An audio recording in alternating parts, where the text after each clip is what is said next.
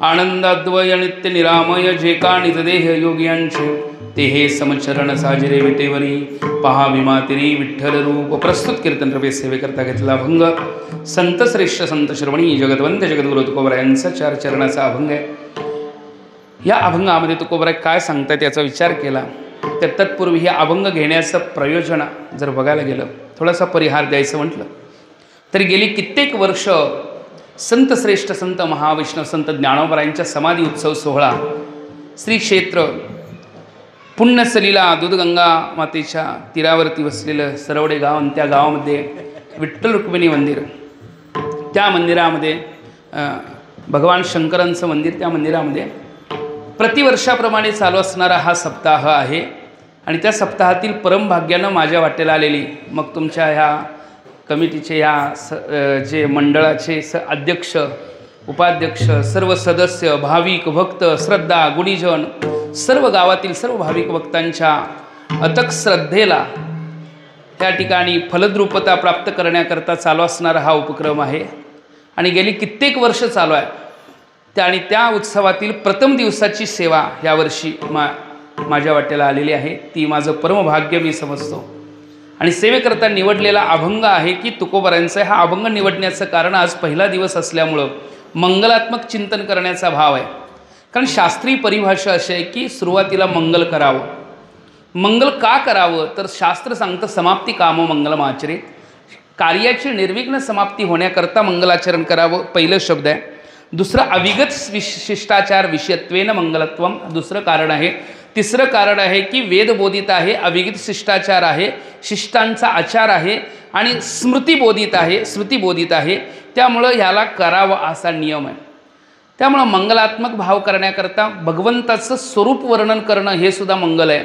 त्याचं नाही का, त्याचं स्वरूपाचंच वर्णन आणि तटस्थत्वेनं वर्णन करणं हे सुद्धा मंगलात्मक भाव आहे. त्यामुळं मंगलाचरण करण्याचा विधी आहे. आज भगवंताचं वर्णन मंगल करण्याकरता हा अभंग निवडलेला आहे. यामध्ये तुकोबरायांनी भगवंताच्या स्वरूपत्वेनं वर्णन केलेलं आहे. तुकोबरायांचा देव कोण आहे? तुकोबरायांचा नुकता एकट्याचा देव नाही तर त्यांच्या कुळामधलाच देव आहे. तुकोबराय त्या देवाला आमच्या कुळीचे दैवत असं म्हणतात. कोणतं दैवत म्हणतात? विठ्ठल हे कुळीचे दैवत आहे. विठ्ठल कुळीचे दैवत विठ्ठल वीत गोत चित्त. म्हणून तुकोबराय म्हणतात या कुळीच्या दैवताबद्दलचं विशेषत्व आम्हाला ज्ञात झालं. याला कारण संत आहेत. कुळीची ही कुळदेवी केली ठावी संतांनी आणि संतांनी ती ठावी करून दिलेली आहे. वास्तविक देव पहिल्यापासून त्यांचा आहेच कुळाचा, पण तो यथार्थ रूपामध्ये संतांनी दाखवून दिला आणि म्हणून त्याचं यथार्थ वर्णन करावं. शेवटच्या चरणामध्ये तुकोबराय जे म्हणतात ना की नाही का, हे आमचं काय आहे? कुळदैवत आहे. शेवटच्या चरणातलं काय वर्णन आहे? ते आमचे कुळदैवत पांडुरंग. जे पांडुरंग दैवत आहे ते तुकोबरायांचं कुळदैवत आहे, पण त्याचं यथार्थ स्वरूप, त्याचं महत्त्व, त्याचं यथार्थ रूपता काय आहे हेच या अभंगाचं चिंतन आहे. तुकोबराय म्हणतात आनंद अद्वय नित्य निरामय जे का निजदेह योगियांचे ते हे समचरण विटेवरी साजरे पहा भीमातिरी विठ्ठल रूप. तुकोबराय या ठिकाणी देवाचं लक्षण पहिलं करतात. वास्तविक तो कोण आहे आणि मग तो त्या ठिकाणी आपल्याला उभा आहे हे कळतं. रूप आणि नाव त्याला आल्यामुळं सर्वांनाच तो प्रतिमान होतो. आला नावा रूपा तुका म्हणे झाला सोपा. पण तो सोपा झाला म्हणून हा प्रतीतीला येतो. हेच त्याचं रूप आहे, यात काय वादच नाही. पण याच्याही जे दृष्टीनं बाह्य दृष्टीनं प्रतीतीला येतं तेवढंच रूप नाही, तर अंतर्दृष्टीनं ज्ञानदृष्टीनंही त्याचं स्वरूप बघण्याकरताचा विचार केला तर त्याचं स्वरूप आहे आनंद अद्वय नित्य निरामय. त्याचं स्वरूप सांगितलं आनंद अद्वय. हे आनंद स्वरूप कुणाचं आहे, अद्वय स्वरूप कुणाचं आहे, नित्य स्वरूप कुणाचं आहे, निरामय स्वरूप कुणाचं आहे, हे झालं त्याचं लक्षण आहे. आता हे लक्षण कसलं आहे तर स्वरूपत्वेनं लक्षण आहे. स्वरूप लक्षण म्हणजे ज्याच्यामध्ये परिवर्तन होत नाही, ज्याच्या लक्षण केल्यानंतर त्याच्या त्या लक्षणामध्ये कुठल्याही प्रकारचा बदल होत नाही. आणि तटस्थ लक्षण त्याला म्हणतात की ज्याच्यामध्ये क्रमानं काही वेळ परिवर्तन बदल करण्याची शक्यता असते. तटे स्थितः इति तटस्थ. जसं की एखाद्याला नदी माहीत नाही पण नदीच्या किनारी असणारी काही झाडं आहेत, त्या झाडांना लांबणं दाखवलं एकानं, ही झाडं आहेत का म्हटले आहेत. ते झाडं जिथं आहेत ना तिथं नदी आहे, जाऊन बघ म्हटले. मग ते झाडांना बघत बघत गेला. त्या झाडांजवळ गेल्यावर त्याला काय दिसलं? नदी दिसली. म्हणजे तटे स्थितः, त्याच्या बाजूला स्थित राहून त्याचं उपलक्षणत्व करणं, यालाच लक्षणत्वेन तटस्थित म्हणतात. म्हणून स्वरूप लक्षण आणि तटस्थ लक्षण हे लक्षणाचं लक्षण आहे. लक्षणाचं लक्षण काय आहे तर असाधारण धर्मो लक्षणम. लक्षण असाधारण धर्माचा बोध करून देणं त्या लक्षणाचं लक्षण आहे. मग लक्षण करावं का लागतं तर तद्बोधक सत इतर व्यावर्तकते सती तद्बोधकत्व. अन्यांचं व्यावर्तन करून त्याचाच बोध व्हावा याच्याकरता त्याचं लक्षण केलं जातं. अन्यांचं व्यावर्तन करावं लागतं, त्याचा बोध करावा लागतो, याच्याकरता लक्षण केलं जातं. काही वेळ लक्षण निर्दिष्ट असावं एवढाच एक भाव असतो. लक्षवृत्तित्वे सती अलक्षवृत्तित्व इथे अतिव्याप्ती. लक्षणामध्ये दोष असू शकतो, अतिव्याप्ती दोष आहे. एखादा लक्षण केलं आणि ते लक्षण दुसऱ्याचंही होत असेल तर त्याच्यामध्ये अतिव्याप्ती दोष आहे. लक्षण केलं गोर शृंगित्वम, शिंगवाली गाय आहे, मग शिंगवाली गाय म्हटल्यावर बैल सुद्धा शिंगवाला आहे नाही का. हां, आणि मग नाही का बाकी आणि काही असे प्राणी आहेत की जे शिंगवाले असू शकतात. मग शिंगवाली गायी आहे, हे गायीचं लक्षण यथार्थ झालं का? गायीचं लक्षण झालं, पण गायीबरोबर दुसऱ्यांच्यामध्येही लक्षण गेलं, याला अतिव्याप्ती दोष म्हणतात. लक्षेक मात्र वृत्तित्व म्हणजे लक्षामध्ये सुद्धा एका देशामध्येच त्याचं वर्णन होणं म्हणजे एक अव्याप्ती नावाचा दोष आहे. जसं की गायीचं लक्षण केलं, काळी गाय आहे, गोरकपिलत्वम, गोरकपिलत्वम, काळी गाय आहे. आता काळी गाय म्हटलं तर मग तुम्ही सांगा गायी असणाऱ्या गायीमध्ये पण ते लक्षण आहेच काळ्या गायीमध्ये, पण पांढरी गायीला गायी म्हणता येणार नाही आहे. असं लक्षण करून चालत नाही. म्हणजे जी गायीमध्ये सुद्धा परिपूर्ण लक्षण घटलेलं नाही आहे, याला अव्याप्ती दोष म्हणतात. आणि तिसरा दोष असतो असंभव नावाचा दोष. असंभव दोष कशाला म्हणतात की गायीमध्ये ते लक्षण शक्यच नाहीत. गोरेक्षपत्वम, गायीचं लक्षण केलं, एक खुरवाली गायी आहे. आता एक खुरवाली गाय आहे का दोन खुरवाली गाय आहे महाराज? दोन खुरवाली गायी असते. एक खुरवाला कोण असतं? घोडा असतो. एक खुरवाला गाढव असतं. एक खुरवाली गायी असू शकत नाही आहे. मग गायीचं लक्षण ते गायीमध्ये लक्षण घटलंच नाही आहे, असंभव लक्षण झालं.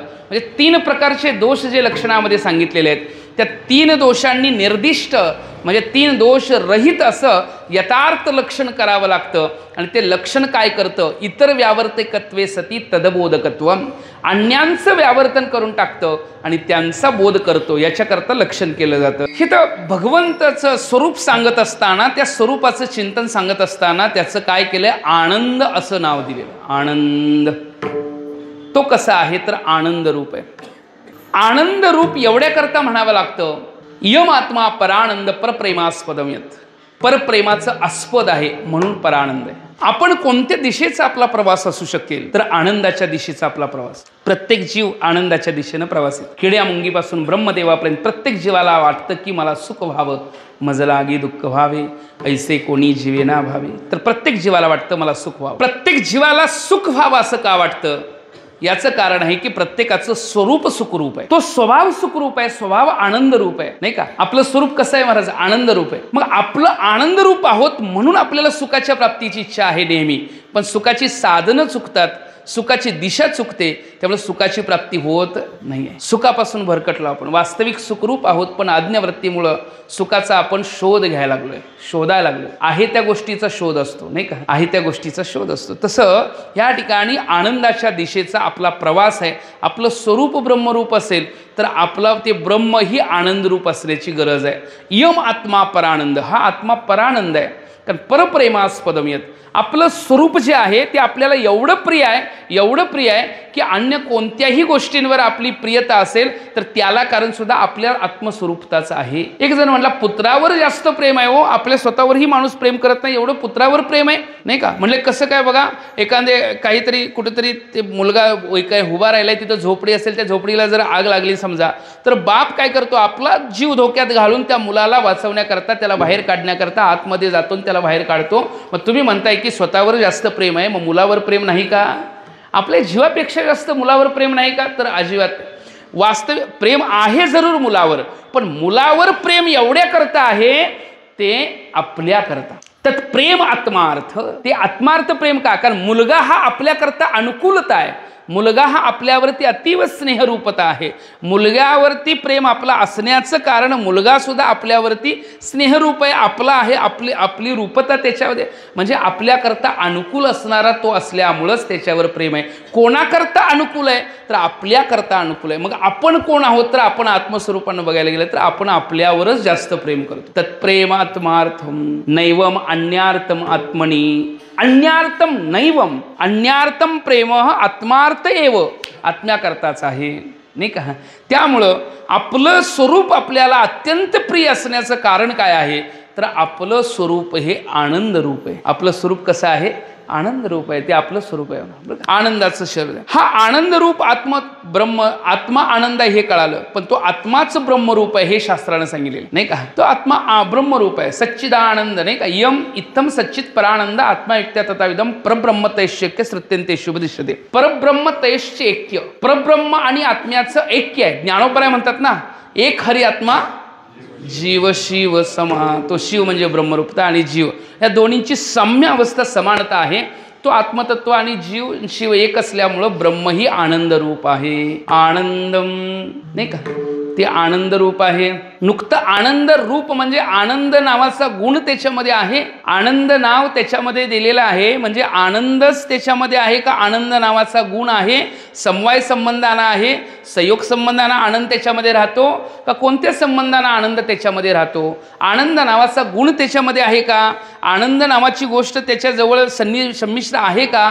तो आनंदानं युक्त आहे, आनंद स्वरूप आहे, नाही का. कोणत्या गोष्टीने गोष्ट आहे की आनंदानं युक्त असणं म्हणजे आनंदानं युक्त असणं म्हणजे बाहेरनं जोडलं गेलेलं आहे आणि आनंदानं स्वरूपत्वेनं असणं. या दोन्हीचा विचार केला तर शास्त्र सांगतं आनंदमयो अभ्यासात. तो आनंद रूप आहे. मय शब्दाचा अर्थ होतो तद्रूप, नाही का. मय शब्दाचा अर्थ काय होतो? स्वरूप होतो. मय शब्दाचे 3 अर्थ होतात. आनंदमय, नाही का. जसं तुकोबराय काय वर्णन करतात, नाही का. विष्णुमय जग वैष्णवांचा धर्म, विष्णुमय जग वैष्णवांचा, विष्णुमय जग वैष्णवांचा धर्म, भेदाभेद भ्रम अमंगळ. मय शब्द इथं पण आहे. विष्णुमय, मय म्हणजे स्वरूपत्वेनं, मय म्हणजे विकारत्वेनं आणि मय म्हणजे आधिक्यत्वेनं. ब्रह्मसूत्रातलं वर्णन सांगताना म्हणतात आनंदमय अभ्यासात ब्रह्म आनंदमय आहे. पण आनंदमय अभ्यासात म्हटल्यानंतर विकार अर्थ असाही अर्थ होतो. विकार शब्दांनी ती चेन्न प्राचुर्यात असा शब्द दिला. विकार शब्द तिथं नाही वापरता येत कारण चेन्न प्राचुर्यात असा शब्द वापरतो. आनंदमय, मय शब्दाचे 3 अर्थ होतात. एक स्वरूप अर्थ होतो, एक विकार अर्थ होतो आणि एक आधिक्य अर्थ होतो. स्वरूप अर्थ बघा, विकार अर्थ म्हणतो ना आपण, विकारार्थ म्हणजे काय? दुग्ध, दही दुग्धमय आहे, नाही का. स्वरूपार्थ, नाही का, विष्णुमय जग. आधिक्यार्थ जसं जलमय शिवार, जलमय शिवार झालंय आहे की नाही. वास्तविक जलमय शिवार म्हणजे संपूर्ण शिवार जलरूप आहे का? नाही, पण जल अधिक वाढलं, जल अधिक वाढलं म्हणून आपण जलमय शिवार म्हणतो, बरोबर नाही. तसंच आहे म्हटले की ब्रह्म आनंदमय आहे आणि आनंदमय ब्रह्म आहे, आनंदमय परमात्मा तत्व आहे. ते आनंदमय आहे म्हणून त्याच्याकडली आपली स्वाभाविक प्रवृत्ती आहे. त्याच्याकडली आपली प्रवृत्ती कसली आहे? स्वभावत आहे. त्या दिशेनं आपला प्रवास स्वभावत आहे. सूक्ष्माच्या दिशेनं स्वभावता प्रवास आहे आणि आनंदमय आहे एवढंच त्याचं लक्षण आहे असं नाही. तो आस्तिपणा पण पाहिजे ना. ती अद्वय आहे, अद्वय, न द्वयती अद्वय. ते आनंद रूप आहे, आनंदमय आहे. लौकिकातला आनंद हा आनंद नाही का? का ब्रह्म आनंद रूपच आहे? जे विषयात आनंद दिसतो तो आनंद नाही का? जगतामध्ये जो आनंदाची प्रतीती आपण विषयातनं प्राप्त करून घेतो तो आनंद आनंद नाही का महाराज? नाही का. तो आनंद आहे की नाही? पण तुम्हाला सांगू का, तो आनंद आहे पण विषयातनं प्राप्त होणारा आनंद क्षणिक आहे, तात्पुरता आहे, त्यामुळे शाश्वत नाही. तो अज्ञानानं प्रतीतीला येणाऱ्या जगत भासतेमुळं त्या नाही का चांचल्य रूपतेनं त्याची प्रतीत आहे. म्हणून गीताकारांनी त्या ब्रह्मस्वरूपतेचं लक्षण सांगताना म्हटलं तम विद्या दुःख संयोगम वियोगम योग संवदितम. तम विद्यात त्याला जाणा. काय जाणायचं? दुःख संयोग वियोगम योग संवदितम. म्हटले दुःखाचा संयोग म्हणजे दुःख संयोग असं असणारं जगत आहे. जगताची रूपता, संसाराची रूपता दुःख संयोग युक्त आहे. म्हणून दुःख संयोग युक्त असणारा संसार, त्याचा जिथं वियोग होतो म्हणजे संसार रहितत्व अवस्था जिथं प्राप्त होते त्याचं नाव योग. 3 योग शब्द वापरतात, संयोग, वियोग आणि योग. तम विद्या दुःख संयोगम वियोगम योग संज्ञितम. त्याला योग संज्ञित नाव दिलेलं आहे. योगानं युक्त म्हणजे त्या अंतःकरण वृत्ती जी आहे, जी विषयापासून ज्या सुखाच्या अपेक्षेनं तिला माघारी आणलं जातं, ते नाही का, जया सुखाचे नाही का, जया सुखाची गोडी मन आरतीची शेची सोडी नाही का, संसाराचे तोंडी गुंतले जे. ज्ञानोबा वर्णन करतात, जया सुखाची गोडी मन आरतीची शेची सोडी. मन आरतीची शेची सोडी म्हणजे काय, मन विषयामधले ज्या प्रवृत्तींना सोडून ज्या सुखाच्या गोडीनं, जे संसारामध्ये गुंतलेले होतं ते सोडून ज्या सुखाच्या गोडीनं मनाचा प्रवास त्या स्वरूपाच्या दिशेने होतं. तम विद्या दुःख संयोगम वियोगम योग संज्ञितम. त्यानं योगानं युक्त असणाऱ्या ब्रह्मतत्वाला जाणण्याचा विषय होतो, त्यालाच योग संज्ञा आहे. तोच आनंद आहे. यम लब्ध्वा चाप्रम लाभ मन्यते नाधिकं तत. जे जाणल्यावर, लाभ मिळाल्यावर पुन्हा कोणतीच गोष्ट मिळवावी अशी वाटत नाही, अशा लाभाची प्राप्ती झाल्यावर नाही का, तो यथार्थ लाभ आहे.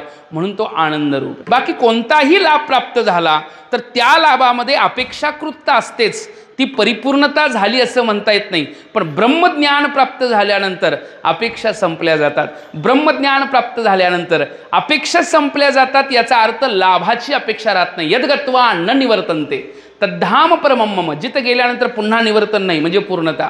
यम लब्ध्वा चाप्रम लाभ मन्यते नाधिकं तत. जे लाभ प्राप्त झाल्यानंतर पुन्हा कोणत्या लाभाची अपेक्षा राहत नाही, तो लाभ मिळाला. आणि यज ज्ञात्वा ज्ञेय भूयन्य ज्ञातव्यमवशिष्यते. जे जाणल्यानंतर पुन्हा काहीच जाणण्याची अपेक्षा राहत नाही, अशा लाभाची प्राप्तता जी होते ना, ती आनंद रूप आहे म्हणून होते. त्या आनंदापासून माणसाला बाजूला जाऊ वाटत नाहीये. आनंद तेतीचा मुख या शिवाच्या, आनंद तेतीचा मुख या शिवाच्या, बहिरे ऐकती कानिऱ्या. तिथला आनंदाचं वर्णन करतं. नाही या आनंदाशी जोडा, बरोबरीच करता येतं.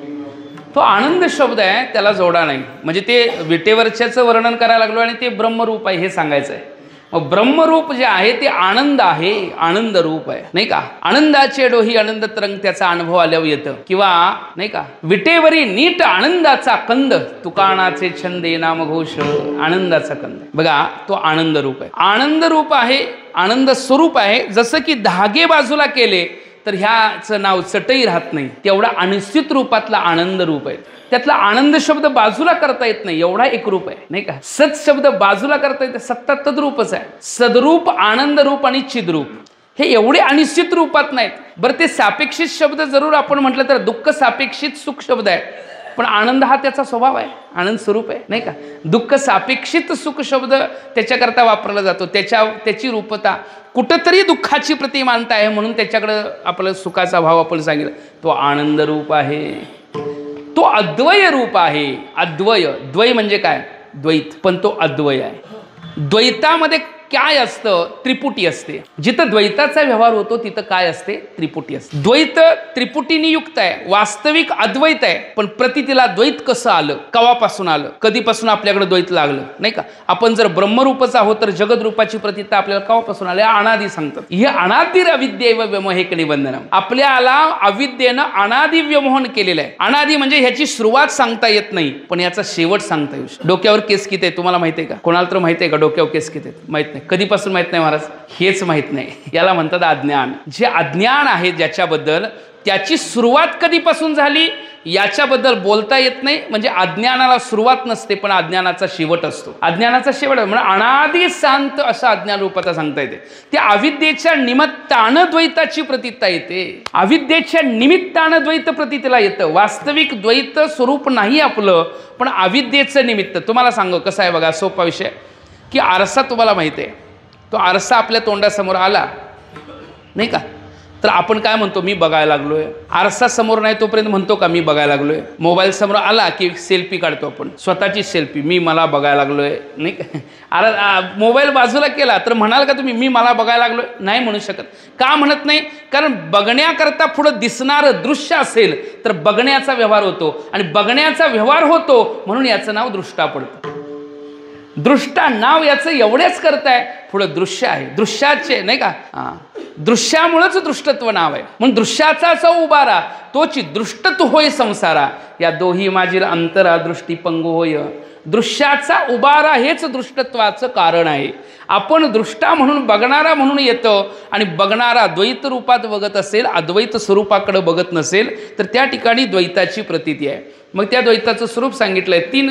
5 प्रकारचे भेद माहितीच आहे आपल्याला नाही का. जडजडाचा भेद, जीव जीवाचा भेद, जीव ईश्वराचा भेद, ईश्वर जडाचा भेद आणि जडजीवाचा भेद. हे 5 प्रकारचे भेद जे सांगितलेले आहेत ना, त्या भेदरहित ते तत्व आहे. ते स्वगत भेदरहित आहे, ते सजातीय भेद रहित आहे, ते विजातीय भेद रहित. एक एकटाची असोनी एकला, हा विश्वे विश्वाकार होऊन आठेला,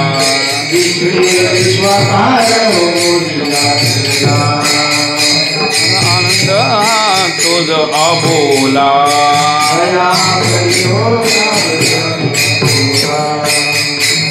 नंदन हा तोज अबोला,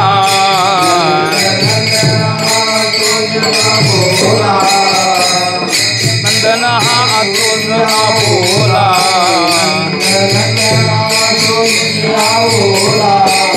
आईचा परस्पर बोलत आईचा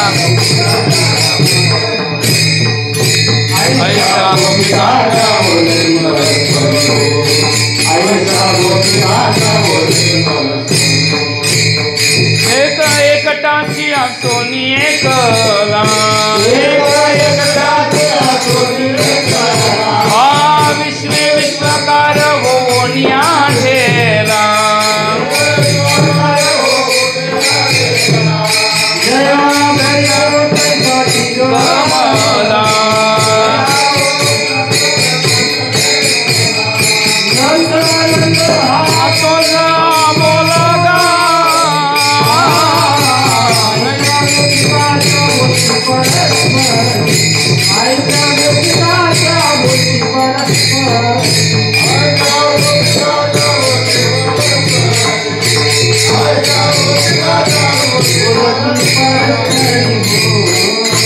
एक एकटाची असोनी एकला.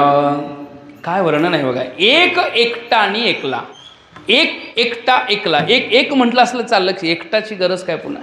बरं एकटा म्हटलं चाललंच नाही, पुन्हा एकला पण म्हटलेलं आहे. तर याची कारणता 3 रूपात आहे. स्वगत भेदरहित, सजाती भेदरहित आणि विजाती भेद. स्वगत भेद, सजाती भेद, विजाती भेद रहित परमात्म तत्व. एक म्हटलं की स्वगत भेदरहित, एकटा म्हटलं की सजातीय भेदरहित आणि एकला म्हटलं की विजातीय भेद. बघा कसं आहे. स्वगत भेद कशाला म्हणायचं, सजातीय आणि विजातीय. एखादं झाड असेल तर त्या झाड आंब्याचं झाड आहे, आंब्याच्या झाडाच्या मुळांमध्ये आणि फांद्यांमध्ये जो फरक आहे त्याला स्वगत भेद म्हणतात. त्यात जो बदल आहे की नाही त्याच्यामध्ये स्वगत भेद आहे. आंब्याचं झाड नाही का आणि दुसरं एक आंब्याचं झाड याच्यामध्ये जो भेद आहे त्याला सजातीय भेद म्हणतात नाही का. एका जातीतलं सजातीय भेद म्हणजे आंबा आंबा, आणि आंब्याचं झाड आणि लिंबाचं झाड यामध्ये जो भेद आहे त्याला विजातीय भेद म्हणतात नाही का. मग एक म्हटलं की एक हा स्वगत भेद रहित आहे, एकटा म्हटलं की सजातीय भेद रहित आहे, त्याच्यासारखा दुसरा कोणी नाही आहे. आणि विजातीय त्याच्यापेक्षा विपरीतही कोणी नाही आहे नाही का एकला शब्दानं. त्यामुळे एकमेव एकतत्व परमात्म तत्व. आता हे एकतत्व ही जिथं गुप्त होतं, लोपतं, जसं मीठ पाण्यात टाकल्यावर पाणीमय मीठ होतं, तसा एक शब्दही शिल्लक राहत नाही. ज्ञानोबा अमृतानुभवामध्ये म्हणतात एक शब्द सुद्धा त्याला सहन होत नाही, कारण एक शब्द सुद्धा द्वैत सापेक्ष आहे नाही का. एक शब्द सुद्धा द्वैत सापेक्ष आहे. किती जण आला म्हटलं एकटाच आलो नाही का, एक आला म्हणजे 2ची अपेक्षा होती नाही का. एक हा 2 सापेक्ष शब्द आहे म्हणजे 3 सापेक्ष 4 शब्द अनेक सापेक्ष शब्द एक असल्यामुळं तो एक शब्दही त्याला लागू पडत नाही. एवढा अद्वय आहे नाही का, एवढा अद्वय आहे. किती अद्वय आहे. देशकृत परिच्छिन्नता त्याला नाही, देशकृत परिच्छेद नाही, कालकृत परिच्छेद नाही, वस्तुकृत परिच्छेद नाही. देशकृत परिच्छेद, कालकृत परिच्छेद, वस्तुकृत परिच्छेद. मर्यादा आली की त्याला नाही का व्यापकत्व कमी होतं त्याचं. मग कालकृत आलं तर कालकृत कमी होतं, वस्तुकृतता कमी होते. वस्तुकृत परिच्छिन्न रहित आहे, आनंद रूप आहे. आता बघा वस्तुकृत परिच्छेदता, देशकृत परिच्छेदता आणि कालकृत परिच्छेदता म्हणजे काय. आपल्यामध्ये नाही का, काळाचा भेद नाहीये त्याच्यात. पहिला नव्हता आता आहे आणि पुढे नसणार असं नाही. तो पहिलाही आहे, आताही आहे आणि पुढेही असणार. तो एका देशात आहे आणि दुसऱ्या देशात नाही, याला देशकृत परिच्छेदता म्हणतात. एका देशात आहे दुसऱ्या देशात नाही असंही त्याच्यामध्ये मर्यादा नाही. तो व्यापक आहे, तो व्यापक आहे. त्यामुळे देशकृत परिच्छेदता नाही, कालकृत परिच्छेदता नाही, वस्तुकृत परिच्छेद एकामध्ये वस्तूमध्ये आहे दुसऱ्या वस्तूमध्ये नाही आहे असाही वस्तुकृत परिच्छिन्नता त्याच्यामध्ये नाही. असा तो व्यापकत्वानं नटलेला आहे, नाही का.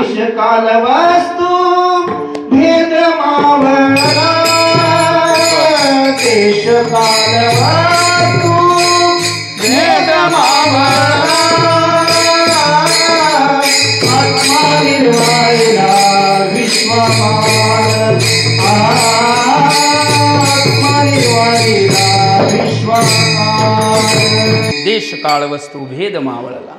मला एक प्रमाण द्यायचं होतं, ब्रह्म सर्वंगत सदा सम, जे ते आणू नाही दोन्ही ते पण बरोबर आहे तुमचं. आणि ब्रह्म सर्वंगत सदा सम शब्द किती आहेत बघा. सर्वंगत सदा सम. सर्वंगत म्हटलं की वस्तुकृत परिच्छेद नाही, सदा म्हटलं की कालकृत परिच्छेदता नाही आहे, आणि सम म्हटलं नाही का, नाही सर्वगत म्हटलं की देशकृत परिच्छेदता नाही, सदा म्हटलं की कालकृत परिच्छेदता नाही, आणि सम म्हटलं वस्तुकृत परिच्छेदता नाही. बरोबर ना. देशकृत कालकृत वस्तुकृत परिच्छेद रहित ब्रह्म आहे म्हणून ब्रह्म सर्वंगत सदा सम, जेते अनुना ही विषम, ऐशे जाणती ते अति दुर्गम, तयाची भेटी झाली अभाग्य परमगा. ब्रह्म सर्वंगत सदा सम, सर्वंगत सदा सम असं तत्व असल्यामुळं अद्वय त्याच्याकरता शब्द वापरलाय. अद्वय, आनंद, अद्वय, नाही का, हे त्याचं लक्षण आहे. लक्षण का सांगायचं, लक्षण सांगताना ऐकणाऱ्यांचं लक्षणाकडे लक्ष जातं म्हणून लक्षण सांगायचं, नाही का. ऐकणाऱ्यांचं लक्ष कुठं जातंय, कशाबद्दल बोलायला लागले त्याच्याकडे तर लक्ष जातं की नाही सांगा. कशाबद्दल आपण बोलायला लागलो, ब्रह्मरूपता बोलायला लागलो, ते ब्रह्म्याचं स्वरूप सांगायला लागलो आपण, नाही का. आनंद रूप आहे ते, मग आपण घ्यायला का जात नाही, नाही का. बाकी सगळीकडे जातो पण आनंद त्याचा स्वीकार करायला का जात नाही, कारण आपल्याला त्याचं स्वरूप परोक्षत्वानं एखाद वेळ बोलल्यावर कळेल, पण अपरोक्षत्वानं अनुभव हा साधनेनं केला जातो. अपरोक्षत्वानं अनुभव शब्दाद्वारा केवळ श्रवणानं होईल जरूर, आपल्या स्वरूपाचं ज्ञान श्रवणानं होईल जरूर, पण ती दृढच होईल असं म्हणता येत नाही. अदृढ रूपातही होतं. संशय विपर्य कायम ठाण मांडून आपल्याजवळ आहे. असंभावना विपरीत भावना आपल्याला काय सोडायला तयार. कीर्तनाला बसलं तर तर्क चालूच आहे, हे सांगते हे खरं आहे का खोटं आहे, नाही का, हे खरं आहे का. अहो संतांची प्रमाण आहेत, शास्त्र प्रमाण आहे, हे अदृष्ट दर्शने संतांची. व्यक्त गोष्टी कोणी पण सांगेल, जे दिसतंय ते काय लहान मुलाला सुद्धा कळतं, हा तांब्या आहे, तो तांब्या दाखवला तर तांब्या आहे कळतं त्याला, पण जे कळत नाही जे दाखवावं लागतं अदृष्ट दर्शने संतांची, नाही का. रवी दीप हिरा दावती देखणे, रवी म्हणजे सूर्य, दीप म्हणजे दिवा, हिरा, नाही का, हे देखणेपणाला दाखवतात, पण अदृष्टाला दाखवायचं काम संत करतात. हरपले आपण पेपावे ते संता ते पाहता गिवसावे, म्हणून ऐकावे वाणावे, ते हरवलेली गोष्ट मिळवून देतात.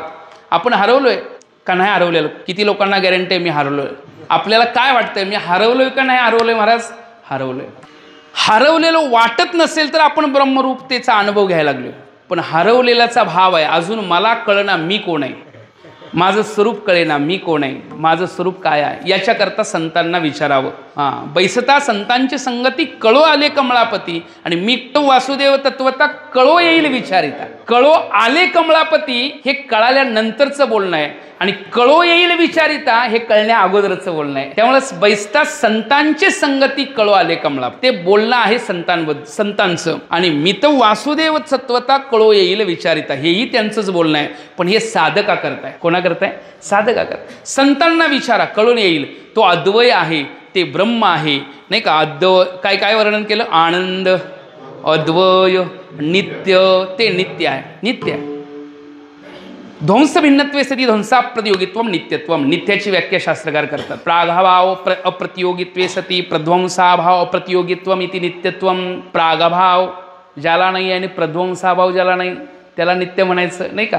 प्रागभाव म्हणजे मी येण्या अगोदर हिथं माझा काय होता, अभाव होता, त्याला प्रागभाव म्हणतो. मग मी हे आता आल्यावर गेला का राहिला प्रागभाव सांगा लोक, किती लोक म्हणणार गेला सांगा लोक.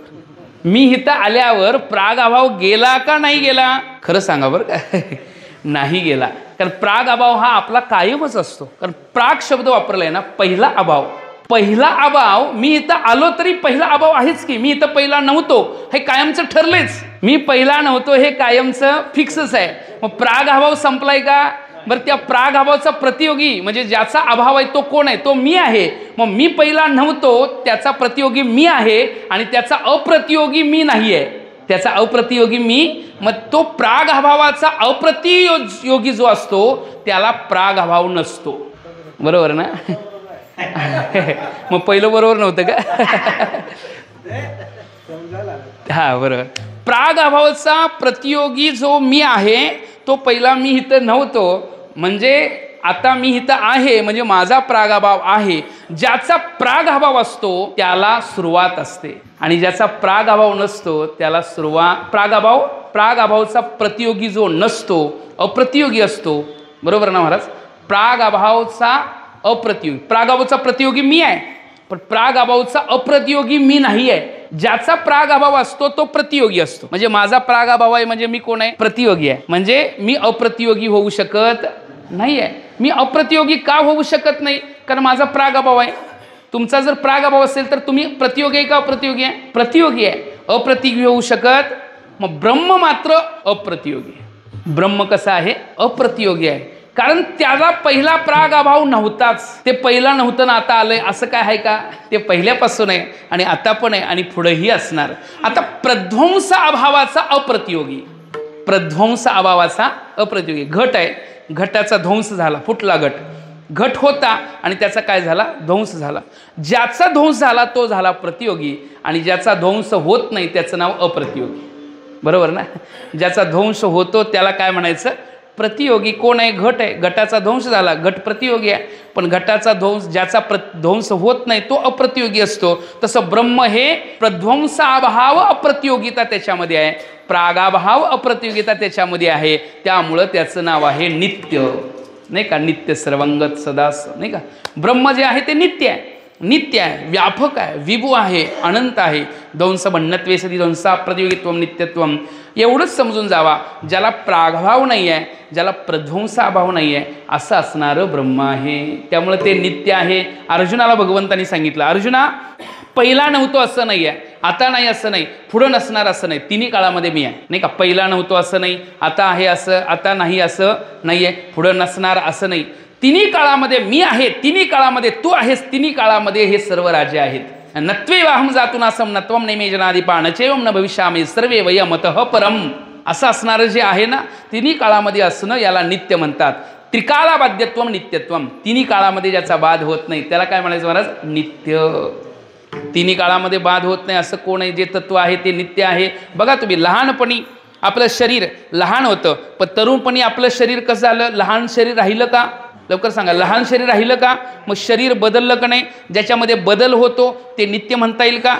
नाही. पहिलं होतं ते आता नाही, आता होतं ते पुढं असेल याचं गॅरंटी महाराज नाही आहे. म्हणजे पहिलं वेगळं होतं, आता वेगळं होतं, पुढं वेगळं आहे. पण ह्या तिन्हीमध्ये अनिश्चित असणारं तत्व म्हणजे मी लहानपणीही होतो, आत्ताही आहे आणि पुढंही असणार आहे. बघा कसं आहे, लहानपणी आज्याच्या मांडीवर खेळलेलो मी. शब्द आहे का?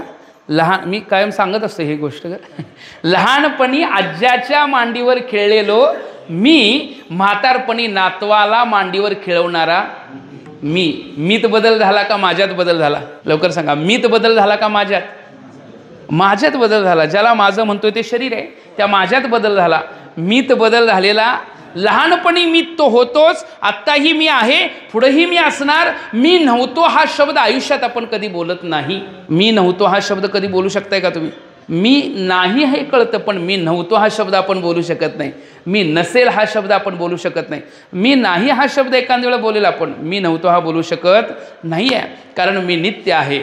सुषुप्तीमध्ये पण आहे, स्वप्नामध्ये पण आहे, जागृतमध्ये पण आहे. सुषुप्तीमध्ये मला काही कळत नाही हे म्हणणारा कोण आहे? मीच आहे. स्वप्नामध्ये स्वप्न पाहणारा कोण आहे?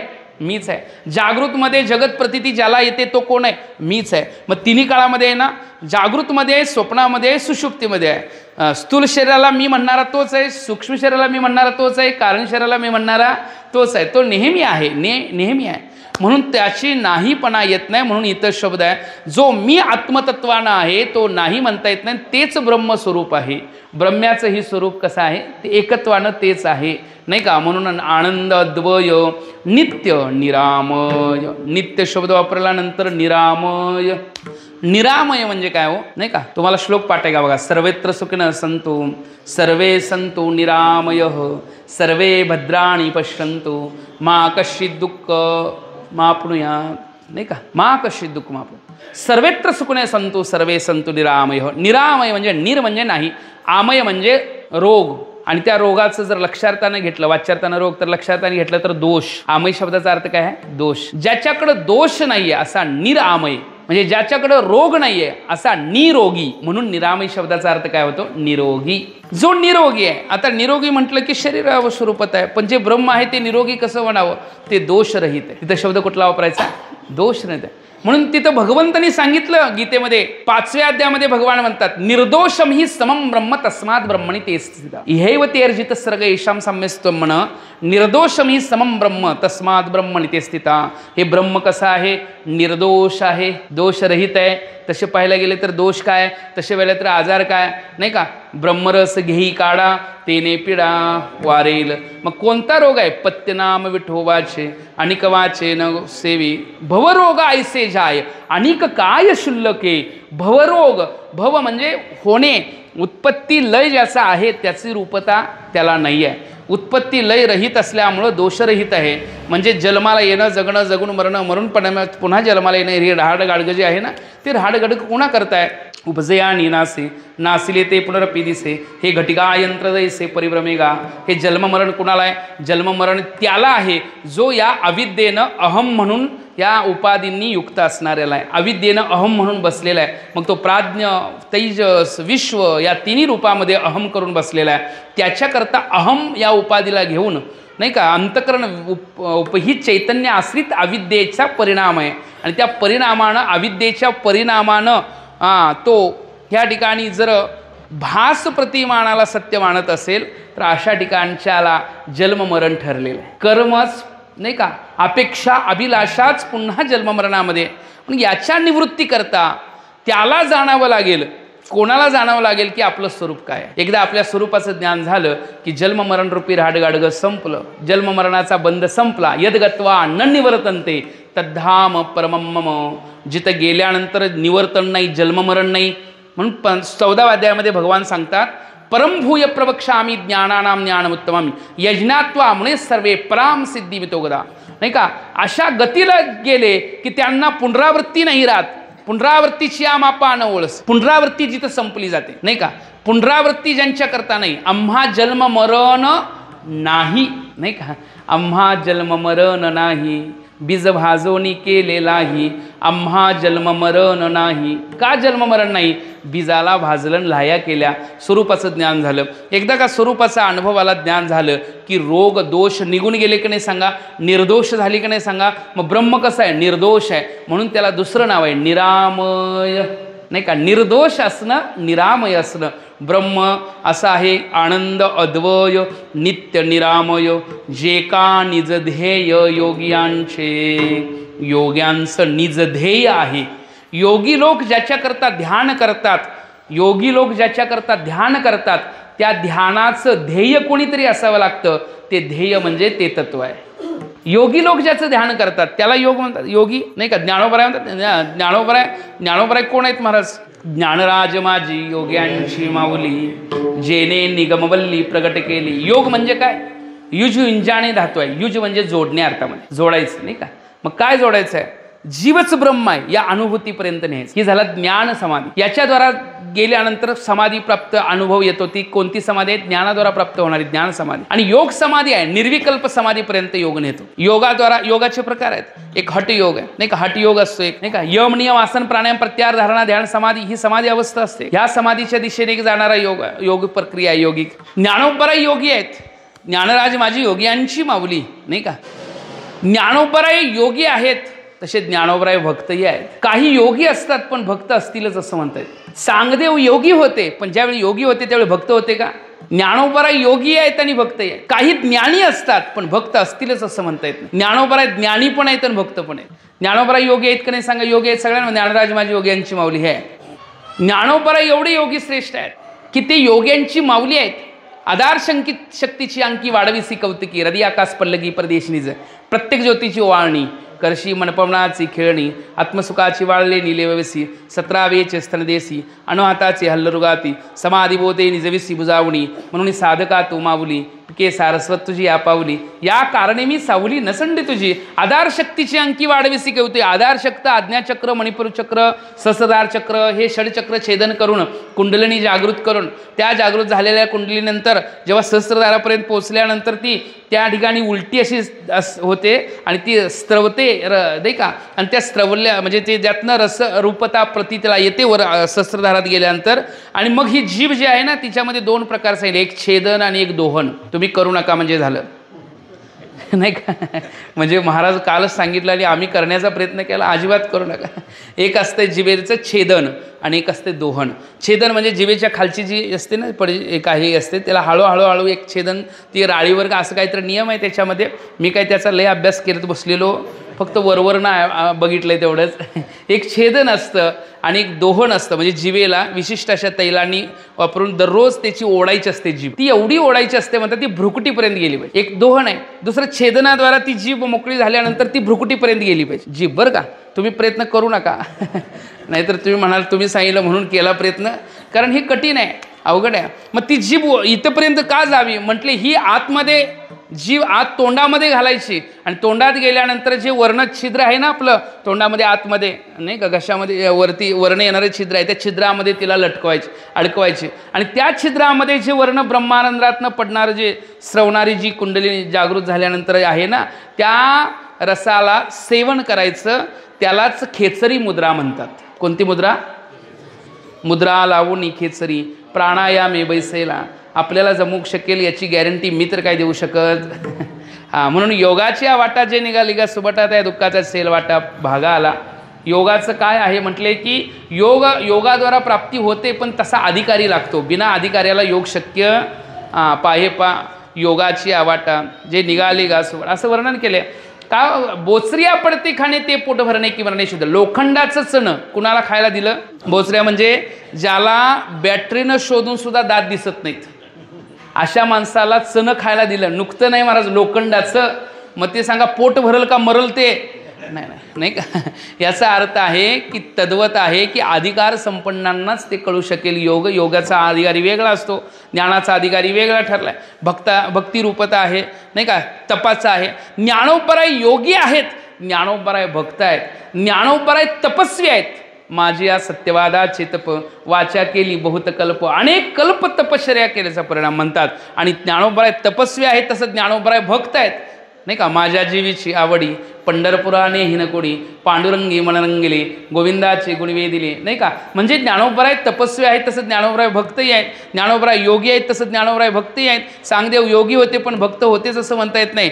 दुर्वास तपस्वी होते पण भक्त होतेच असं म्हणता येत नाही. मग ते सुदर्शन जेव्हा मागं लागले तेव्हा मग नमस्काराला आले नाही का. दुर्वास छळ आला नाही का, असं वर्णन केलेलं आहे अंबऋषींना.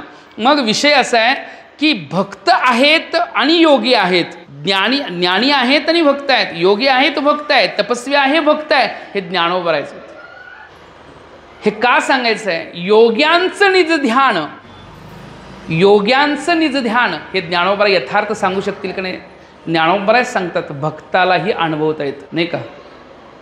भक्ताला कसं अनुभवतं?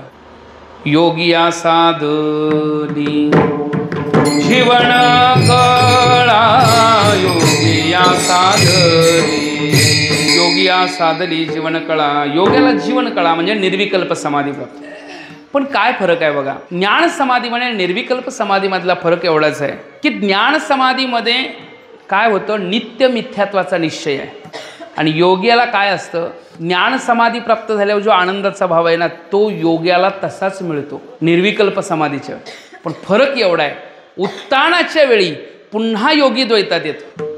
उत्तान झाल्यावर, कारण ज्ञानाची समाधी नाही ना, ती एकाग्रतेनं साधनेद्वारा केलेली समाधी आहे. त्यातला आनंद त्यांनी अनुभवला.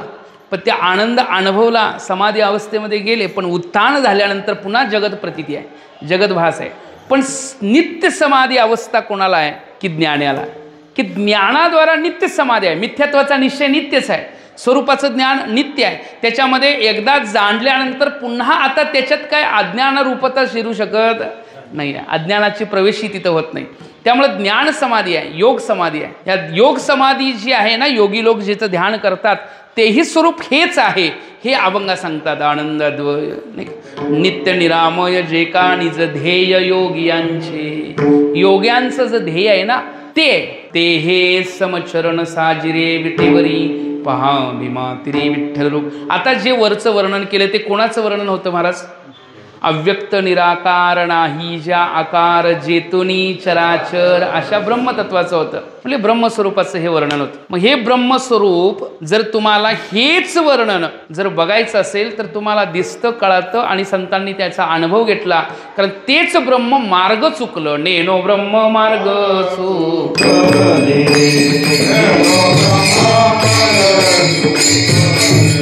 टायमिंग जरासं बघायला लागलं. नेनो ब्रह्म मार्ग चुकले, ब्रह्म मार्ग चुकलं. मग कसं चुकलं? नेनो काय माहीत, ज्ञानोबा म्हणतात नेनो काय माहीत, चुकलंय नाही का. तसं ब्रह्म चुकेल का? नाही. पण भक्ती करता काही होऊ शकतं. भक्ताला भक्ती करायची आहे ना, त्याच्याकरता काही होऊ शकतं. अघटित घटना, अघटित रूपता होऊ शकते नाही का. अतिंद्रिय भोगविन इंद्रिया करेन, अरूपाचे रूप दावेन नाही काय. हे भक्तांची संकल्पना आहे, श्रेष्ठांची संकल्पना आहे. अरूपाचे रूप दावीन, अरूप असणाऱ्या परमात्म्याचंही रूप दाखवेन. आणि अतिंद्रिय परमात्मा आहे, अगोचर आहे, अतिंद्रिय आहे म्हणजे इंद्रियातीत आहे. डोळ्यांनी त्याला पाहता येईलच म्हणता येत नाही. न तत्र चक्षुर गच्छती न वागच्छती न मनो न विद्मो न विजाणीव नाही का. जिथं डोळे पोचू शकत नाही, कान ऐकण्याला शब्द तिथनं नाही आहे नाही का. येतो वाचे निवर्तन्ते अप्राप्य म्हणसा, जिथं वाणी पोचत नाही, मन पोचत नाही, मन वाचा तिथं तुझे हे स्वरूप. मग एकच माप इथं उपयोगाला येतं, म्हणूनिया माप भक्ती केले. मग भक्तीचं माप करायचं असेल तर रूपाला नावाला आणावं लागेल. आणि ते आणला बरं का. काय वर्णन आहे? आला नावा रूपा एक प्रमाण आहे, आणि तुकोबराय दुसरं प्रमाण एक देतात, आणि याला रूपा बळे करुणी खळे हरिदासी.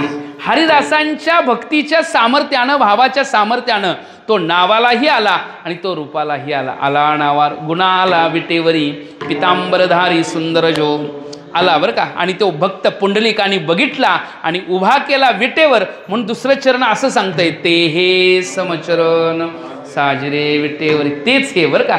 ते आणि ह्यात काय फरक? का फरक नाही? आपल्याला तर दिसतोय की ते रूपवाला आहे, ते नाववाला आहे नाही का. आपल्याला त्याच्यात त्या आपल्याला म्हणजे एखाद्याला सांगतोय, अज्ञान रूपता धारण करून गेलेला त्याला बघितले एवढा काय आनंद होतो म्हटले. भक्तांना आनंद होतो, आम्हाला काय होईना का. ती दृष्टी घेऊन जायला लागते हो, त्या दृष्टीनं बघावं लागतंय त्याच्याकडं. तो आनंद देतो, किती आनंद देतो. नाही या आनंदाशी जोडा शब्दच नाही त्याला बघितल्यावर आनंदाच्या प्राप्तीमध्ये नाही का. त्याला आनंद त्याच्याकडं बघितलं म्हणून तोच हा हे दाखवायचा आहे ना, ते हे. मग आनंद अद्वय नित्य निरामय आणि योगियांचं ध्येय हे जर सगळं ह्याच्यामध्ये घटतंय का बघावं लागेल. मग तेच हे आपण म्हणून काय होतंय, संतांनी सांगितलंय ना तेच हे. विश्वास ठेवला तरी भरपूर झालं, बघण्याची काही गरज. पण आपल्याला दुसरं कामच काय, आपण बघूया काय हरकत नाही. काय काम आहे तर ते हे, तेच हे कसं काय, बरोबर ना महाराज. तेच हे म्हणजे ते आनंद रूप आहे, मग हे आनंद रूप पाहिजे की नाही. ते अद्वय आहे, मग हे अद्वय पाहिजे की नाही. ते नित्य आहे, हे पण नित्य पाहिजे. ते निरामय आहे, हे पण निरामय. ते हे समचरण साजिरे विठेवरी. आता ते आनंद रूप आहे, मग हे का आनंद रूप नाही. ह्याला बघितल्या बघितल्या अनंत जन्मीचे विसरलो दुःख. काय वर्णन आहे, पाहता तुझे मुख. आनंदमय आहे की नाही सांगा. तुकोबरायांचं प्रमाण आहे काय, विटेवरी नीट आनंदाचा कंद. आनंदाचा कंद विटेवर उभा आहे. त्या आनंदाला जोडा नाही. त्याला बघितल्यावर त्याच्या इतका आनंद आणि कुठल्या गोष्टीत असेल म्हणतात. जसं की भ्रमर गुंतले सुमन कळिके. त्या हरिपाठाच्या चिंतनामध्ये गेलं म्हणजे भगवत चिंतनामध्ये गेलं की एखादा भुंगा जसा कमळात गुंतलो तसा तिथनं बाहेरी वाटत नाही. हाचिने माता न फिरे माघारी बैसले शेजारी गोविंदाचे. त्याच्याजवळ बसले बरं का, त्याच्याजवळ बसलो म्हणतात. आता काय आहे, तुझं पाहता सामोरी दृष्टी न फिरे माघारी. कारण आनंदाशिवाय होईल का असं महाराज. तिथला आनंद आहे, तिथं गेल्यावर तद्रूप झालो. आता मागं वळ वाटत नाही, आता मागं वळ वाटत नाही. तो आनंदाशिवाय भाव होत नाही, म्हणजे तो आनंदमय आहे. विटेवरचा कसा आहे, आनंदमय. अद्वय आहे, अद्वय म्हणजे काय? त्याला द्वैत आहे का हो? त्याच्याकडं बघितलं, या ज्ञानदृष्टीनं बघितलं तर ज्ञानोबराय म्हणतात, तुहारे श्रीहरी पाहिला डोळे भरी, पाहता पाहणे दुरी सारुणी. त्याला यथार्थ त्याचं दर्शन झालं तर तो अद्वय कळतो आपल्याला. कसा कळतो? अद्वयत्वेनं कळतो. यथार्थ दर्शन व्हावला. तुहारे श्रीहरी पाहिला डोळे भरी, पाहता पाहणे दुरी सारुनिया. कारण त्याला बघितल्यावर मी आणि तो वेगळा वाटायला लागत नाही. तुम्ही आम्ही पांडुरंगा भिन्न ऐसे काय सांगा. तुम्ही आम्ही वेगळे आहोत का? जिथं वेगळेपणा संपला, एकमेव अद्वितीय ब्रह्माचा भाव झाला, तर अद्वय आहे हे कळालं. आनंद अद्वय, पुन्हा नित्य आहे. तो किती आहे? जेव्हा अणवते चराचर तेव्हा होते पंढरपूर, जेव्हा अणवती गोदागंगा तेव्हा होती चंद्रभागा. अनादी आहे की नाही सांगा? तो नित्य आहे, अनादी आहे, कायमचा आहे, नित्य आहे आणि निरामय आहे. तो दोषरहित आहे, निर्दोष आहे, कारण तो समरूपत्वेन आहे. ब्रह्म तो सम आहे. विटेवरी समचरण दृष्टी, विटेवरी साजरी. अद्वै रूपता आहे, समरूपता आहे, निरामय रूपता आहे. आणि योगीसुद्धा ज्याचं ध्यान करतात ना, तो आम्हाला सहज विटेवर दिसतो. मी आता योग्यांचं आहे, ब्रह्मदेवाला पण असं सांगितलं, ब्रह्मदेवासुद्धा ज्याचं ध्यान करतो त्याला सहजासहजी भेटत नाही. तो आमच्याकरता तो पुढे उपस्थित होतो. म्हणे तुका ब्रह्मादिका सावळे सुख दुर्लभ, आज येते आले फुका नाम मुका कीर्तनी. कुठं आलं? फुकट आलं म्हटले. ब्रह्मादिकांना दुर्लभ असणारी गोष्ट फुकट मिळाली, नाही का? मग स्वर्गातले देवसुद्धा ही तर त्याची भक्ती करायला येतो म्हणतात. स्वर्गीचे अमर इच्छिताती देवा मृत्यूलोकी व्हा वाजल. आणि योग्यांना जो आनंद येतो योग समाधी लावून, तो नामचिंतन करणारे, त्याची भक्ती करणाऱ्यांना येतो नामामृत गोडी वैष्णवा लादली, योगी साधली जीवन कळा. त्यामुळे तोच हा तोहारे श्रीहरी पाहिला डोळे भरी. बघितलं ते हे समचरण विटेवरी साजिरे विटेवरी पहा भीमातिरी विठ्ठल रूप. ते हे समचरण साजिरे विटेवरी पहा भीमातिरी विठ्ठल रूप. कुणाला म्हणतात? ज्यांना हे सगळं सांगितलं ना त्यांनाच म्हणतात. बघायचं असलं तर पहा भीमातिरी विठ्ठल रूप. विठोबा रकुमाई हरी जय जय विठोबा हरि जय जय विठोबा रकुमाई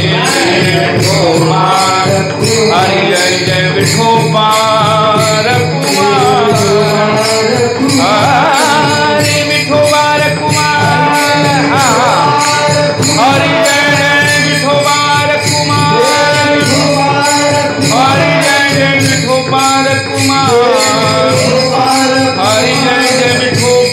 रकुमाई हरि जय जय विठोबा हरि जय जय विठोबा रकुमाई हरि जय जय विठोबा रकुमाई.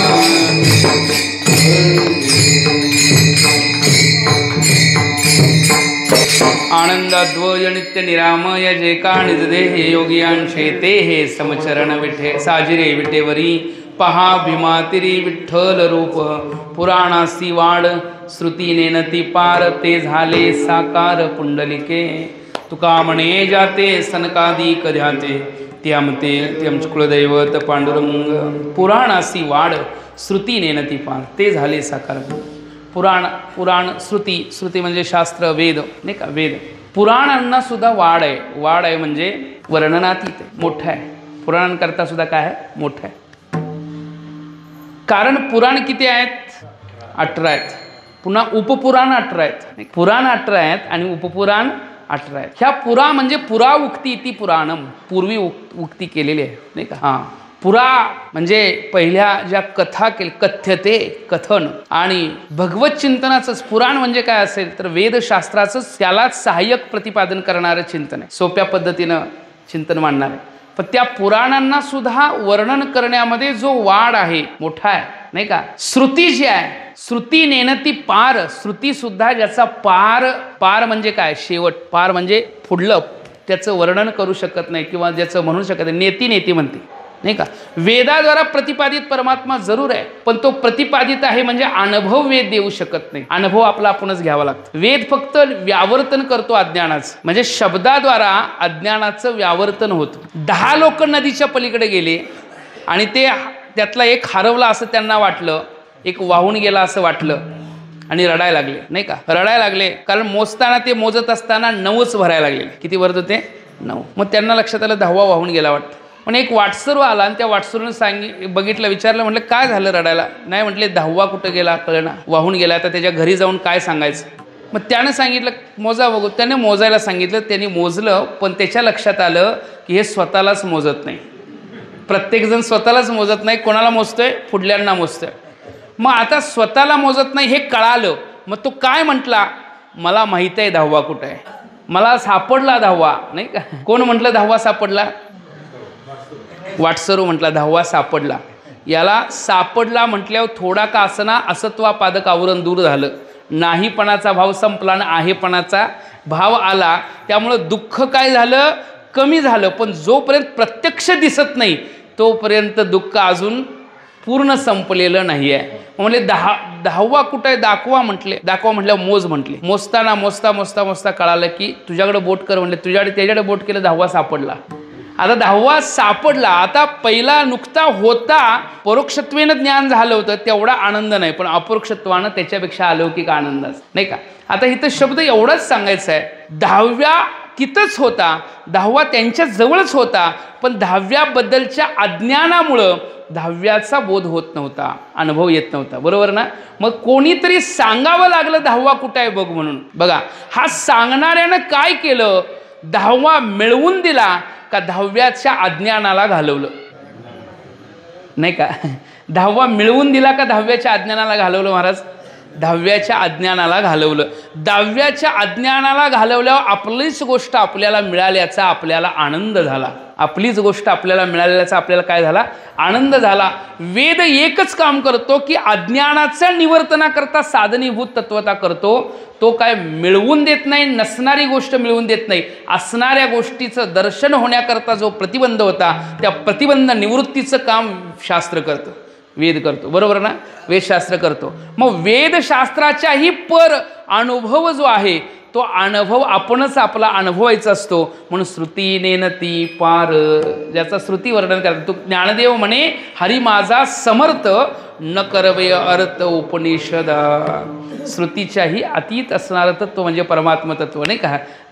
वेदशास्त्राच्या म्हणजे अनुभवाच्या ठिकाणी श्रुती दाखवू शकत नाही. म्हणून श्रुती नेनती पार, ते झाले साकार पुंडलिके. मात्र पुंडलिकांना ते दृष्टीस पडलं, नाही का. पुंडलिके, नाही का, दृष्टीनं बघितलं, आलं ना ब्रह्म. नेनो ब्रह्ममार्ग चुकले, उघडे पंढरपुरा आले. भक्त पुंडलिके देखिले, उभे केले विटेवरी. भक्त पुंडलिकांना दिसलं, त्यांचा भाव एवढा अलौकिक होता म्हणून दिसलं. आणि त्यांनी ते उपस्थित केलं, उभं केलं. म्हणून की श्रुती नेनती पार, ते झाले साकार पुंडलिके. ते साकार झालं. आता ते ब्रह्म आणि विटेवरचा याच्यामध्ये भक्ताला भेदच दिसत. माझ्या विठोबाचा कैसा प्रेमभाव, आपणची देव होय गुरु. तेच ब्रह्म आहे, तेच देव आहे.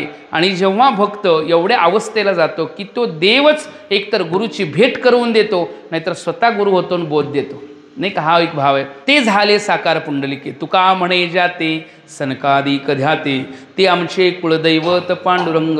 किती श्रेष्ठ कुळदैवत असेल सांगावं, नाही का. किती श्रेष्ठ कुळदैवत असेल की एवढं सगळं ज्याचं वर्णन केलं त्या कुळदेवताबद्दल आपण सुरुवातीला सांगितलेलं. तुकोबरा या अभंगामध्ये आपल्या कुळदेवताचं विशेषत्व, महत्त्व सांगायला लागलेले आहेत. आणि विशेषत्व, महत्त्व सांगताना ते कुळदैवत बाकी तिसरं कोण नाही आहे, ते स्वयं ब्रह्म आहे. जे विटेवर उभा आहे ना ते तसंच आहे, त्याच्यात आणि ह्याच्यात नाही, तोच हा. देशकृत कालकृत म्हणले बाकीच्याच हे केलं, तत्त्वमसी ह्या भावामध्ये तत्पदाचा आणि एतत्पदाचा जर भाव सोडला तर त्याचं उद्देशानं जो लक्षार्थ आहे तो एकच आहे. तोच हा, याचा लक्षार्थ मात्र एक आहे. तो हा रे श्रीहरी, पाहिला डोळे भरी, पाहता पाहणे दुरी सारोनिया. हे दोन अभंग आहेत. ज्ञानोबरायांचं एक अभंग आहे, सत्य ज्ञानानंत गगनाचे प्रावर्ण, नाही रूपवर्ण गुण जेते. अव्यक्ताचं वर्णन केलं. तो हा रे श्रीहरी, तोच हा, पाहिला डोळे भरी, पाहता पाहणे दुरी सारोनिया. तिथं आणि इथल्या काय फरक आहे? सत्य ज्ञानानंत गगनाचे प्रावण. सत्य ज्ञान अनंत. भगवंताचं स्वरूप कसं सांगितलं शास्त्रामध्ये? सच्चिदानंद रूपाय विश्वोत्पत्त्यादी हेतवे तापत्रय विनाशाय श्रीकृष्णाय वयं नमः. भागवतामध्ये सांगितलं सच्चिदानंद रूपाय. भगवंत कसं आहे? सद्रूप चिद्रूप आनंद रूप.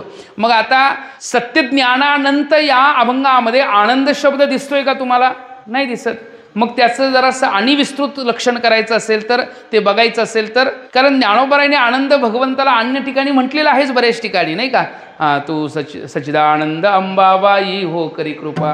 नाथ महाराजांना नाही का, माझे मन लाग तुझे पाय. ज्ञानोबरायांचं वर्णन आहे सच्चिदानंद अंबाबाई हो करी कृपा, नाही का? बोध करी सोपा करुणी कुळदीपा, नाही का? येऊनी लवलाई येऊल तू सच्चिदानंद अंबाबाई हो करी कृपा. भगवंत सच्चिदानंद रूप आहेत, सद्रूप चिद्रूप आनंद रूप. मग पहिला एक ज्ञानोबरायांचा अभंग घेतला तर सत्य ज्ञानानंत गगनाचे प्रावरण. ह्यात सद आहे, ज्ञान आहे, अनंत शब्द आहे. मग आनंद शब्द बघायचा असेल तर आनंद अद्वय नित्य निरामय जे का निज ध्येय योगियांचे. म्हणजे असं का?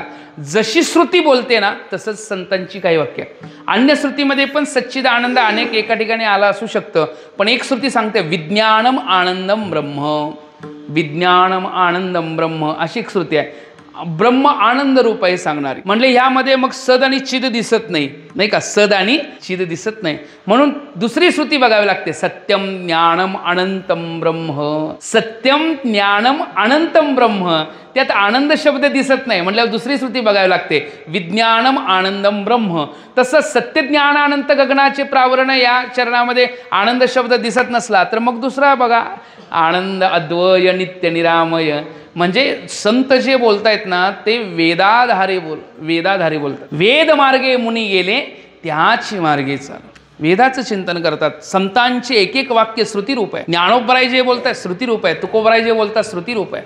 त्यांच्यामध्ये कुठल्याही गोष्टीची कमतरता राहत नाही आहे. ते जे पण काही चिंतन असे असतात ते अलौकिक व्यक्त होतात. ज्ञानोबरायांची जी सत्य ज्ञानानंत गगनाचे तिथं आनंद शब्द त्या श्रुतीला देऊन दिलेला आहे, त्यामुळं आनंद शब्द तिथे दिसत नाही. सत्यम ज्ञानम अनंतम ब्रह्म जशीच्या तशी श्रुती इथं दिसते. सत्य ज्ञानानंत गगनाचे प्रावरण. बरेच अशा श्रुती सांगता येतील तुम्हाला. अनुरणीयात महतो महियात ही श्रुती आहे वेदशास्त्रातलं. ते जसंच्या तसं तुकोबरायांच्या अभंगामध्ये प्रतिदिलं येतं. आणू थोकडा तुका आकाशा एवढा. याचाच अर्थ तुकोबराया जे बोलतायत ते किती यथार्थ आहे याचं चिंतन बघून जावा. वेदाचा तो अर्थ आम्हाशीच ठावा. हे यातनं परिचिन्न येतं की श्रुती आपल्याला बोधित करतायत, शास्त्र संत आपल्याला सोप्या भाषेमध्ये बोधित करतायत. एवढं सामर्थ्य संतांनी आपल्याकरता सोपं करून ठेवलेलं आहे आणि ते या शास्त्रातनं दिसतं. म्हणून जे योग्यांचं निध्यान वर्णन काय केलं? तुका म्हणे जाते सनकादिक ध्याते. सनकादिक म्हणजे कोण हो? ब्रह्मदेवाचे मानसपुत्र चार आहेत ना, सनक सनंदन सनातन आणि सनत कुमार. हे निवृत्ती लक्षणाचे मार्ग असतात. एक आहे प्रवृत्ती लक्षणा, एक आहे निवृत्ती लक्षणा.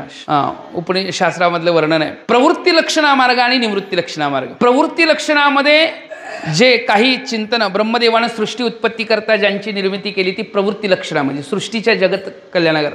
पण हे चार जे आहेत ते ब्रह्मचारी आहेत म्हणून ही निवृत्ती लक्षण आहे. ह्या चारींचं वर्णन कसलं आहे? ब्रह्मचारी आहेत. सनक सनंदन सनातन आणि सनत कुमार हे एवढं सामर्थ्यशील आहेत की जय विजयांना सुद्धा जन्माला घ्यावा लागला, दैत्य कुळामध्ये जावं लागलं. जय विजय आहेत ना देवाचे पार्षद, विष्णू लोका म्हणजे वैकुंठामध्ये हे जे द्वारपाल म्हणून होते. विष्णू भगवान आतमध्ये नाही का समाधी अवस्थेमध्ये योग निद्रेमध्ये असताना हे द्वारपाल अवस्थेमध्ये असणारे हे सनक सनंदन सनातन सनत कुमार गेले आणि तिथं गेल्यानंतर त्यांना आतमध्ये प्रवेश होईना. याच्याकरता हे पुढे आले. मग यांच्या ह्या भक्त आणि देवाच्या मध्ये आल्यानंतर काय परिणाम होतो? यांना जन्म घ्यावा लागला, दैत्याच्या कुळामध्ये जन्म घ्यावा. कुठल्या?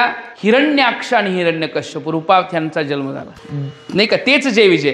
पण ते जय विजय देवाचे पार्षद आहेत म्हणून देवाचे पार्षद असल्यामुळं देवाच्याच करता त्यांनी हे कार्य अडवल्यामुळं त्यांना पुन्हा त्यांचा उद्धार करायला देवानंच अवतार घेतला. कारण ते देवाचे आहेत म्हणून देवानंच अवतार घेतला. हिरण्याक्षला मारायला वराह रूपात देव आले आणि हिरण्यकश्यपूला मारायला नरसिंह रूपात देव आले नाही का. तेच आहे जय विजय. एवढं सामर्थ्य कोणाचं आहे तर सनक सनंदन सनातन आणि सनत कुमारांचं आहे. हे सनकादिक ज्या ध्यान चिंतन करतात, तुका म्हणे जाते सनकादिक ध्याते. ध्याते म्हटलं की ध्यान करणारे, नाही का. ध्यान कोणाचं केलं जातं, कुठलं तरी ध्येय असलं पाहिजे. म्हणजे जे ध्येय असतं त्याचं ते ध्यान करतात. व्यक्तरूपात आहेत ते त्या ध्यानामध्ये निरंतर असतात. म्हणजे अजून ध्येयापर्यंत पोचलेले नाहीत असा अर्थ नाही बरं का. पण ज्या ध्यानाच्या द्वारा ध्येयाचा अनुभव घेत आहेत, ध्येयाशी एकरूप राहिलेले आहेत, ते ध्यान व्यक्तरूपातले आहेत. म्हणजे देहरूपामध्ये आहेत, ज्या अवस्थेमध्ये आहेत ते फक्त एवढंच आहे, ते वर्तत दिसती देही परिते देहीना माझे ठाई, या अवस्थेमधले सनकादिक आहेत. त्यामुळं तुका म्हणे जाते सनकादिक ध्याते. ते आमचे कुळदैवत पांडुरंग, ते आमचं कुळदैवत आहे. म्हणजे कुळीची ही कुळदेवी केली ठावी संतांनी, किंवा विठ्ठल कुळीचे दैवत, विठ्ठल वीतगोत चित्त, असं असणारे चिंतन आहे. ज्ञानेश्वर माऊली ज्ञानराज माऊली महाराज ज्ञानेश्वर माऊली ज्ञानराज माऊली तुकाराम महाराज ज्ञानेश्वर माऊली ज्ञानराज माऊली आनंद अद्वय नित्य निरामय जे काणिज देह योगियांचे, ते हे समचरण साजिरे विटेवरी. पहा भीमातिरी विठ्ठल रूप, पुराणांसी वाड श्रुतीने नती पार, ते झाले साकार पुंडलिके. तुका म्हणे जाते सनकादिक ध्याते, ती आमचे कुलदैवत पांडुरंग.